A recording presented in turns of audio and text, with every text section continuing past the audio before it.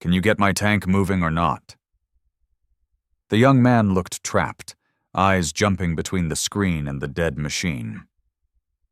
"Sir, we just need more time to run diagnostics," he said. The commander slammed his hand on the hull so hard the sound echoed. "We are out of time," he said. "I do not care about charts or codes. I need this tank to move." The greasy-sleeved sergeant felt his heart pounding. He heard his own voice before he meant to speak. "Sir," he said, "with your permission, let Mr. Doyle try." For a second, no one moved. Then the engineer rounded on him. "Are you insane? We can't let some untrained visitor tear into a system like this. Before we dive in, tell us in comments where in the world you are watching from." The tank sat dead in the middle of the motor bay, while alarms flashed red and a warning tone rang in the air. Officers and foreign guests waited outside the open doors, checking watches, feeling the delay stretch. The base commander glared at the group of young engineers bending over laptops and open panels, but every new command they tried gave the same useless result. Near the doorway, an old man in a worn field jacket and faded veteran cap watched quietly, hands on his cap. He finally said they were flooding the starter and choking the fuel, but the lead engineer snapped, loud enough for everyone to hear. "Sir, this isn't a museum tour. Please step back." Heat rose in the room. The tank stayed silent, and the old man gripped his cap a little tighter, swallowing the insult without a word. Hank Doyle stayed at the doorway with his cap in his hands, trying not to get in the way. A radio call said the general and the foreign guests were 5 minutes out, and the commander's face went pale under his anger. He rounded on the engineers for answers, but they were sweating and shaky, blaming poor unit care and hinting the soldiers had abused the machine.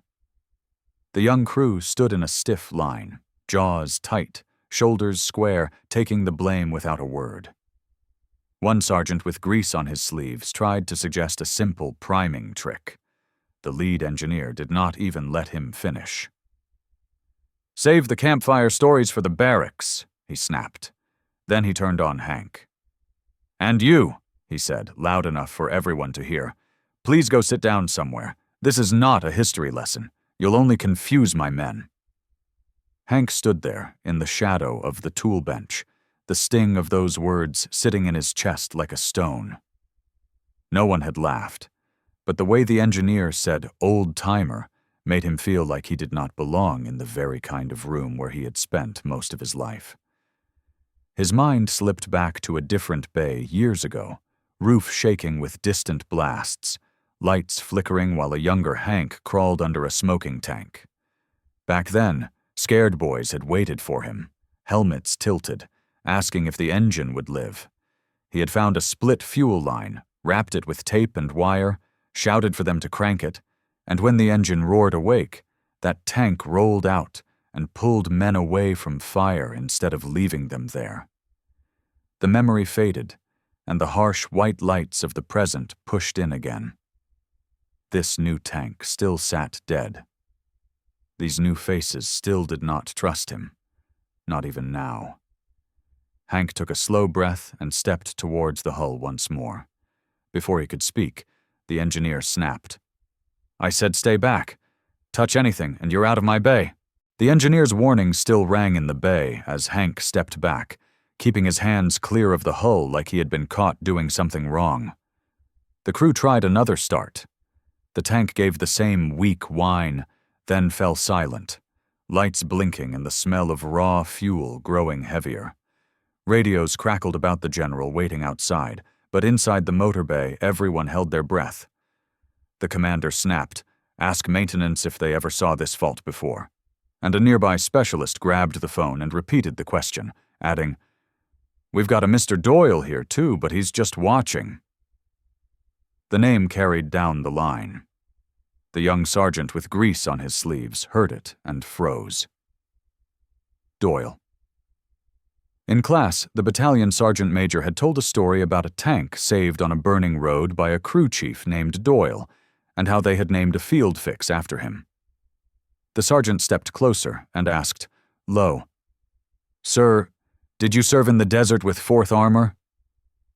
Hank gave a small nod, eyes still on the dead tank, and said he used to keep their engines running years ago.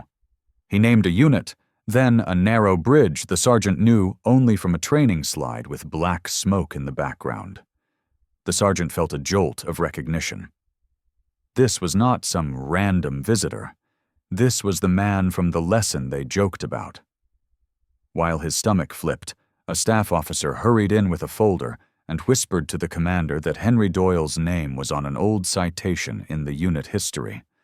The engineers rolled their eyes at the side talk and waved them away, saying, "Stories later, gentlemen. Right now the system is still locked, and your hero can't change that." The crack about "your hero" still hung in the air when another radio call came in, sharper than the last, saying the general was at the door. The commander checked the clock on the wall. 1 minute left now. His face went tight. He turned on the lead engineer. "Can you get my tank moving or not?" The young man looked trapped, eyes jumping between the screen and the dead machine. "Sir, we just need more time to run diagnostics," he said. The commander slammed his hand on the hull so hard the sound echoed. "We are out of time," he said. "I do not care about charts or codes. I need this tank to move." The whole bay went quiet. The greasy-sleeved sergeant felt his heart pounding. He heard his own voice before he meant to speak. "Sir," he said, "with your permission, let Mr. Doyle try." For a second, no one moved. Then the engineer rounded on him. "Are you insane? We can't let some untrained visitor tear into a system like this. The liability alone—" The commander cut him off with a sharp look. "That visitor kept 4th Armor alive before you were born," he said. He had the old citation open in his hand now, Hank's name at the top. "He's run more armor than all of us combined. Stow it."